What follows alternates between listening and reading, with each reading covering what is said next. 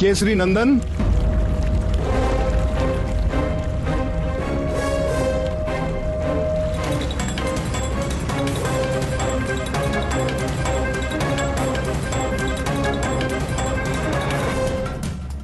मैं आपको सावधान करने आया हूं पवन पुत्र हनुमान। आज से आगामी 7.5 वर्षों तक आप पर मेरा प्रभाव काल आरंभ हो रहा है। आप सावधान हो जाएं। मैं आपके शरीर में प्रवेश करने वाला हूं।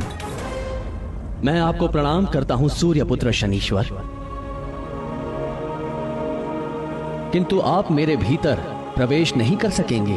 तो आपको मेरे सामर्थ्य पर संदेह है बजरंगबली? आप सब प्रकार से सामर्थ्य हैं शनीश्वर महाराज, परंतु मेरे मन में तो पहले से ही कोई रिक्त स्थान है ही नहीं, तो मैं फिर आपको स्थान कहां पे दूं? मेरे तन मन जीवन सर्वत्र में प्रभु श्री राम ही राम बसे हैं। आपको कदाचित ज्ञान नहीं है कि मेरे प्रकोप से मनुष्य तो क्या, देव और दैत्य भी नहीं बच सके हैं। 7.5 के 2.5 वर्ष मैं जीव के पैरों में रहकर उसे भटकाता हूं। 2.5 वर्ष उसकी सिर में स्थित रहकर उसकी बुद्धि भ्रष्ट करता हूं, और 2.5 वर्ष उसके मुख में प्रवेश करके उसकी सुख शांति धन संपत्ति सबका हरण करके उसे पूरा दरिद्र बनाकर छोड़ देता हूं।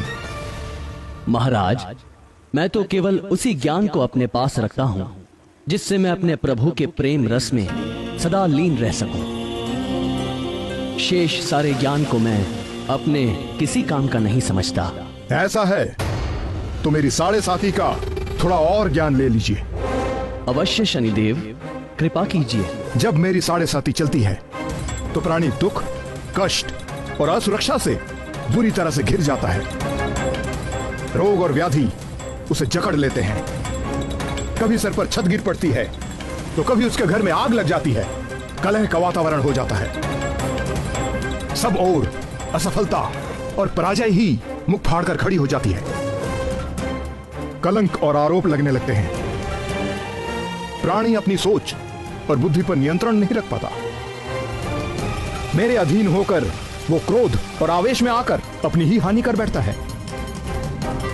मन व्यथित रहता है, वाणी कठोर बोलता है, सुख नष्ट हो जाता है, संपत्ति का नाश हो जाता है, दुख, ग्लानि और शोक, इसके अतिरिक्त उसके पास कुछ भी नहीं रहता। सावधान हनुमान, आपकी 7.5 इसी